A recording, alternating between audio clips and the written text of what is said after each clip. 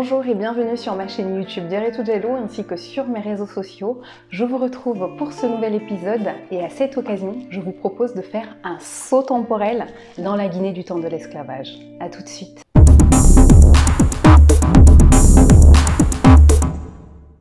Dans cet épisode, je vous propose d'aller à la rencontre d'un personnage du XVIIIe siècle très connu, très célèbre et dont la vie a fait l'objet de recherches parfois contradictoires, parfois qui se recoupent. Il s'agit d'Elizabeth Bayle ou Bailey, nous ne sommes pas très sûrs de l'orthographe.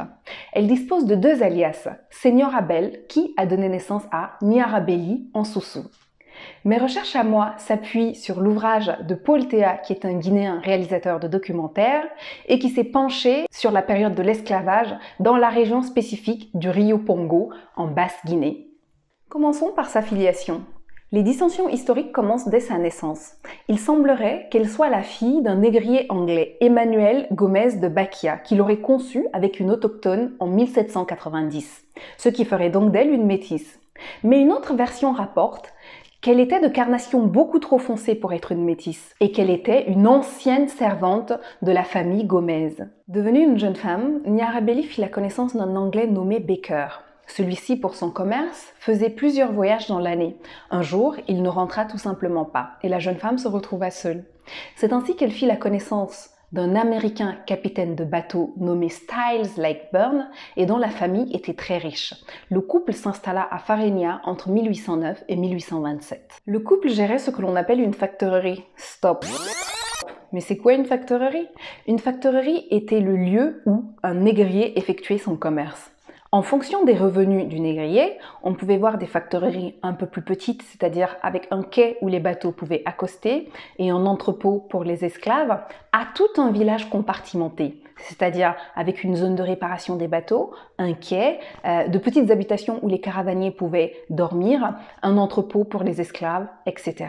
Les négriers les plus puissants disposaient même de milices pour se protéger et pour protéger leurs biens et intérêts. Nyarabelli était réputée pour être quelqu'un de très loyal en amitié et en affaires.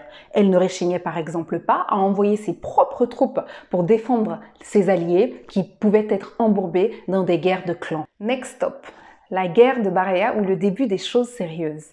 Tel que raconté par Paul Théa dans son ouvrage L'esclavage au Rio Pongo, le succès de la femme d'affaires ne tarda pas à faire des jaloux. Des soldats mécontents se regroupèrent à quelques kilomètres de la ville de Faringia et tentèrent de l'assiéger. Mais c'était sans connaître Nyarabelli et son mari Styles Lakeburn qui avaient plus d'un tour dans leur sac. Le couple avait eu l'idée de rapporter des canons des États-Unis pour défendre leur ville. Et figurez-vous qu'un coup de canon sema la panique et tous les assaillants se dispersèrent. Mais ce n'est pas tout. Une seconde attaque survint du côté de la rivière de Baraya, non loin du logement de Nyarabelli. On rapporte que l'affrontement fut violent, les canons firent de nombreux dégâts et plusieurs personnes perdirent leur vie. Les corps des personnes décédées furent jetés dans la rivière de Baraya et celle-ci devint rouge de sang. Cela donna naissance à cette légende qui dit que depuis lors, plus personne n'osa plus boire l'eau de la rivière qui ne retrouva plus jamais sa couleur d'antan. Nous nous quittons pour ce premier épisode sur cette fabuleuse légende et je vous dis à bientôt pour un nouvel épisode sur la vie de la négrière Nyarabelli. Sachez que depuis peu, vous pouvez soutenir la production de ces vidéos en contribuant via le petit lien qui s'affiche en bas. Il suffit juste de m'offrir un café. À bientôt!